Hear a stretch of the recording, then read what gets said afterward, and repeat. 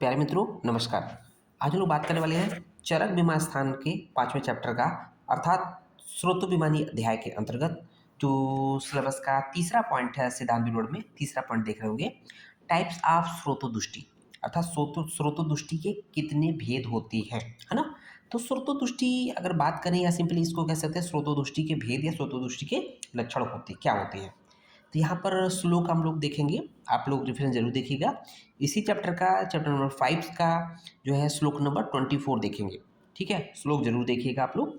यहाँ पर क्या श्लोक दिया है, अति प्रवृत्ति संगो वा शिराणाम ग्रंथो अपि वा बीमार गमनम च अपि स्रोतसाम दुष्टि लक्षण। यहाँ पर चार ऐसे मतलब लक्षण दिए हैं या भेद दिए हैं। तो देखेंगे अति प्रवृत्ति है, दूसरा संग है, तीसरा शिराणाम ग्रंथि है, चौथा बीमार गमन है। ठीक है, चार पॉइंट है अर्थात स्रोतोदुष्टि के चार प्रकार हैं। ठीक है, या चार भेद है। हाँ ओके, तो देखेंगे एक एक करके देखेंगे। यहाँ पर अति प्रवृत्ति का क्या मतलब होता है। अति प्रवृत्ति का मतलब होता है एक्सेसिव फ्लो या हाइपर एक्टिविटी। एक्सेसिव, थोड़ा सा इसको लिख लीजिएगा, एक्सेसिव फ्लो या हाइपर एक्टिविटी बोलते हैं, क्योंकि हम इसको डिटेल में समझेंगे क्या है, कैसे है, क्यों। तो एक्सेसिव फ्लो का मतलब क्या हुआ, अति प्रवृत्ति की बात कर रहा है एक्सेसिव फ्लो, अर्थात यहाँ पर क्या होता है धातुओं का अधिक निकलना। बात धातु की हो रही है, मतलब धातु इन द सेंस दोष धातु मल। धातु तो लगभग सभी को बोलाता है। धारा धातु अगर देखा जाए तो इन जनरल है ना, धारा धातु जो शरीर को धारण करते हैं वो धातु कहलाते हैं, अगर बहुत सामान्य परिभाषा देखें तो। यहाँ पर दोष धातु मल सबकी मतलब एक कॉमन कंसेप्ट धातु कह दिया गया। ओके, तो यहाँ पर धातुओं का अधिक निकलना शरीर से, एक्सेसिव फ्लो या हाइपर एक्टिविटी हो रही है। तो एग्जाम्पल जब देखेंगे अति प्रवृत्ति का, तो यहाँ देखेंगे अतिसार। अतिसार में क्या होता है, मल की प्रवृत्ति बहुत बहुत एक्सेसिव होती है। दूसरा होता है प्रमेय, डायबिटीज में देखेंगे तो यूरिनेशन एक्सेसिव होता है ना, बार बार टॉयलेट होता है। और देखेंगे तमक श्वास, तमक श्वास में भी देखेंगे बहुत ज़्यादा म्यूकस, एक्सेसिव म्यूकस का सिक्रेशंस होता है। ओके, ये तो हो गया अति प्रवृत्ति अर्थात हाइपर एक्टिविटी या एक्सेसिव फ्लो ऑफ जो भी चीज़ें हैं ना, चाहे वो दोष हो, धातु हो, मल हो। ओके, दूसरा है संग। संग का मतलब क्या होता है, ऑब्स्ट्रक्शन, रुकावट। संग मतलब रुकावट, ऑब्स्ट्रक्शन या ब्लॉकेज, है ना। तो यहाँ पर संग देखेंगे धातुओं का बिल्कुल रुक जाना। एक तो था अति प्रवृत्ति, उसके जस्ट अपोजिट संग, अर्थात एक था एक्सेसिव फ्लो, दूसरा है ऑब्स्ट्रक्शन या ब्लॉकेज। तो यहाँ धातुओं का बिल्कुल रुक जाना, धातुओं का बिल्कुल रुक जाना। एग्जाम्पल इंपॉर्टेंट है। ओके बच्चों, ठीक है। देखेंगे यहाँ पर क्या है, कॉन्स्टिपेशन या विबंध, जिसको बोलते हैं विबंध। विबंध में क्या होता है कि आप देखते हैं बिल्कुल मल जो है बहुत धीरे धीरे आता है, वही सेम ग्रहणी में वही एग्जाम्पल देखते हैं, है ना। विबंध लिख लीजिएगा। विबंध मतलब एक तरह से कॉन्स्टिपेशन वाला पार्ट हो गया। ग्रहणी में भी वही सेम कंडीशन आती है, मतलब कभी पक्व कभी अपक्व मल बार बार ज़्यादा ज़्यादा निकलता है ना। तो ये हो गया संग या ऑब्स्ट्रक्शन हो गया। तीसरा है शिरा ग्रंथि। शिरा ग्रंथि का मतलब होता है नोडुलर ग्रोथ या सिस्टिक ग्रोथ या tumour. Nodular growth, cystic growth या ट्यूमर। तो यहाँ पर देखेंगे शिरा ग्रंथि अर्थात शिराओं में ग्रंथि होना। अर्थात ये एग्जाम्पल की बात करें, यहाँ पर शिरा का मतलब ऐसा नहीं कि वेन की बात करें, शिरा इन जनरल कि चाहे वो आर्टरी हो, वेन हो, उस दोनों को कॉमन को शिरा बोल दिया गया। जैसे अर्श में, अर्श क्या होता है, अर्श क्या होता है हेमोरॉयड, है ना। पाइल्स, पाइल्स में देखते हैं कि खून की नसें जो होती है बिल्कुल गांठ नोडुलर हो जाती है फूल के। ओके, जब जोर लगाता है पेशेंट उसको देखेंगे। दूसरा उसी में उदर रोग, उदर रोग पेट का रोगी होता है, उसमें लंप, लंप बनता है, एक स्वेलिंग बनती है, that is called nodular swelling होती है मतलब। तो ये एग्जाम्पल हो गया शिरा ग्रंथि की। तीसरा है बीमार गमन। बीमार गमन देखेंगे तो यहाँ पर होता है डाइवर्जन या मिस रूट फ्लो। डाइवर्जन या मिस रूट फ्लो कहने का मतलब जो एक रूट बताया गया है उस रूट से ब्लड मतलब ब्लड इन द सेंस कोई भी दो धातु मल निकल के वो किसी अन्य मार्ग से निकलता है। जैसे धातुओं का बीमार गमन, जैसे भगंदर, भगंदर को बोलते हैं सामान्यतः फिस्टुला या फिस्टुला इन एनो। इसमें क्या होता है कि जो मल होता है, मल तो देखा जाए तो एनल रूट के थ्रू निकलना चाहिए, बट फिस्टुला इन एनो में कभी कभी क्या होता है उस फिस्टुला के रूट से वो अलग मार्ग से निकलने लगता है, दैट इज कॉल्ड भगंदर। ये बीमार गमन होता है। रक्तपित्त, रक्तपित्त में भी देखा गया है कि कभी नाक से एपिस्टैक्सिस हो गया, कभी मुंह से, मतलब अलग अलग हिमेस्टैसिस हो गया, है ना, अलग अलग मार्ग से ब्लड निकलना, दैट इज कॉल्ड बीमार गमन या रक्तपित्त वाला पार्ट। तीसरा कामला, कामला जिसको जॉन्डिस बोलते हैं, है ना, यहाँ पर भी जो बीमार गमन की स्थिति देखी जाती है। तो ये पार्ट समझ में आ गया होगा। चलिए आगे बढ़ते हैं। इसके बाद देखेंगे हम लोग कि फोर्थ पॉइंट सिलेबस का देखेंगे स्रोतोदृष्टि के क्या हेतु है अर्थात कारण क्या है, क्या लक्षण होते हैं और क्या चिकित्सा होती है। वेरी वेरी इंपॉर्टेंट बच्चों हैं, बहुत इंपॉर्टेंट है। ये रोग निदान में भी आप लोग पढ़ोगे, है ना। यहाँ पर भी क्योंकि विमान स्थान है, संहिता अध्ययन है, तो उसी से पार्ट लिया गया है, तो इसलिए ये ज़्यादा इंपॉर्टेंट है। बाकी रोग निदान में तो आपको बुक में एक्सप्लेन होता ही है, लेकिन संहिता अध्ययन में थोड़ा सा कन्फ्यूजन होता, समझ में आता है, बट इसको अच्छे से समझ लीजिएगा तो रोग निदान भी क्लियर हो जाएगा। तो देखेंगे यहाँ स्रोतोदृष्टि के हेतु पहले देखेंगे।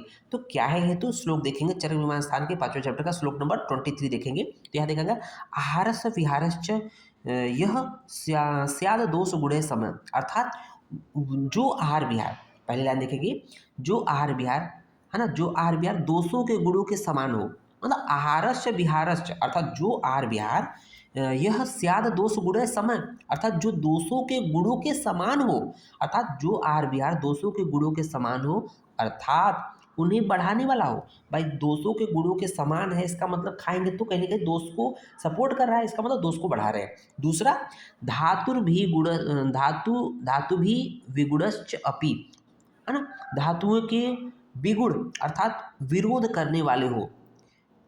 दो पॉइंट हो गया, एक तो ऐसे आहार विहार जो दोषों को गुणों के समान हो, और या ये कह सकते हैं अथवा धातुओं के गुणों के विरोध विपरीत होता, धातुओं के विरोध करने वाले हो, तो दोनों यही है ना।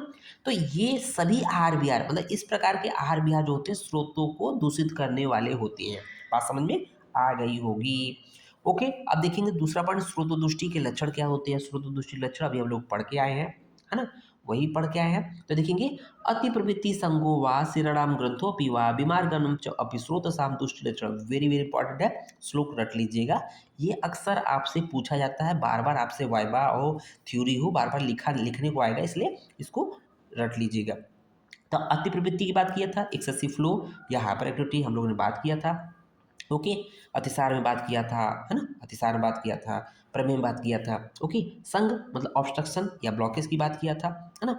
तो ये आपने देखा था, उदर रोग में देखा था, या आपने ग्रहणी में देखा था, इस तरह की चीज़ें। शिरा ग्रंथि, है ना, शिरा ग्रंथि आपने देखा था, नोडुलर स्वेलिंग या ट्यूमर या सिस्टिक ग्रोथ, है ना, इस तरह की चीज़ें हैं। तो उदर रोग में देखा था कि लंप लाइक स्ट्रक्चर हो जाती है, या हेमरॉयड या क्या कहते हैं अर्श में भी ऐसी देखी स्थिति।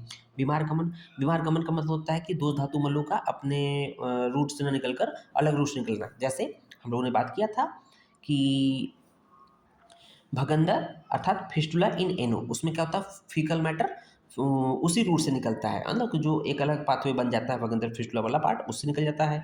रक्त पित्त में देखते हैं कभी नाक से निकलता है पेस्टाइसिस, कभी मुख से निकलता है। तो ये चीज़ें आपने देख लिया। ओके, अब आगे बढ़ते हैं। स्रोतोदृष्टि की चिकित्सा देखते हैं। वेरी वेरी इंपॉर्टेंट है कि अगर स्रोत दूषित हो गए हो तो उनकी चिकित्सा क्या होगी, है ना, अलग अलग स्रोतों से उनकी अलग अलग चिकित्सा क्या होगी। ओके, तो यहाँ पर देखिए श्लोक के माध्यम से इसी चैप्टर में चैप्टर नंबर 5 का श्लोक नंबर 26 देखेंगे। प्राण उदक, बहुत ही सावधानी से देखिएगा, जिस तरह से उन्होंने लिखा उसी तरह से आप लोग भी पढ़ लीजिएगा। प्राण एक नंबर, प्राण उदक अन्नवाहा नाम दुष्टा नाम श्वास की क्रिया कार्या त्रिषणो उपशमनी तथैव आम प्रदोषकी। तो यहाँ पर देखेंगे प्राण को 1 नंबर दे दिया गया, उदक को 2 नंबर दे दिया गया, अन्नवाह को 3 नंबर दे दिया, है ना।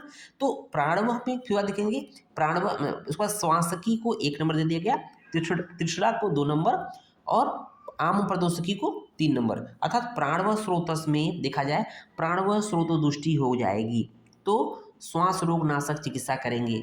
क्यों? क्योंकि प्राण देखा जाए तो भाई अगर किसी को श्वास नहीं मिलेगा तो श्वास जो रोग होगा उसकी चिकित्सा करना प्राण में, क्योंकि प्राण ही तो, श्वास तो वायु ही तो प्राण है देखा जाए तो, इसलिए प्राण व स्रोतस में श्वास रोग नाशक चिकित्सा।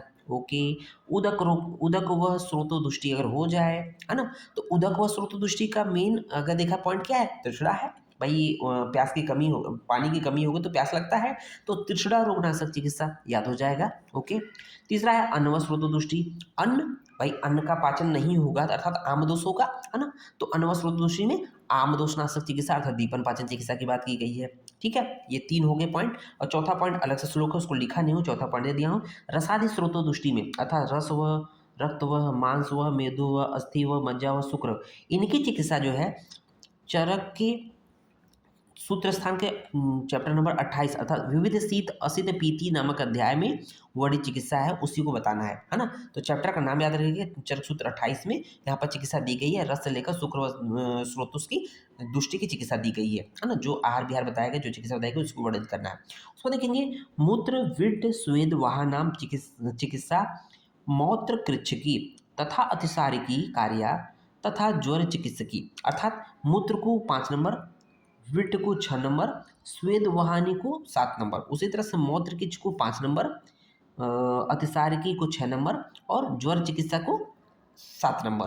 तो देखेंगे मूत्र व स्रोतोदुष्टि की चिकित्सा में, तो मूत्र व स्रोतोदुष्टि में क्या प्रॉब्लम हो जाएगी? सबसे बड़ी चीज आपको यूरिन करते पास करते समय पेन होगा, मूत्र किच होगा, इसलिए मूत्र मूत्र व स्रोतोदुष्टि में मूत्र नाशक चिकित्सा करेंगे। ओके, पुरुष अर्थात मल व स्रोतोदुष्टि में क्या होगा? अतिसार, भाई मेन तो वही होता है कि जब आए देखिए ठंडी में क्या होता है, लूज मोशन होने लगता है, तो मूत्र पुरुष व स्रोतोदुष्टि या मल व स्रोतोदुष्टि में अतिसार नामक चिकित्सा करेंगे। ओके, स्वेद स्रोतोदुष्टि में ज्वरनाशक चिकित्सा करेंगे। ओके, तो इस तरह से हम लोग का ये पार्ट कंप्लीट होता है। उम्मीद है वीडियो आपको पसंद आया होगा। धन्यवाद।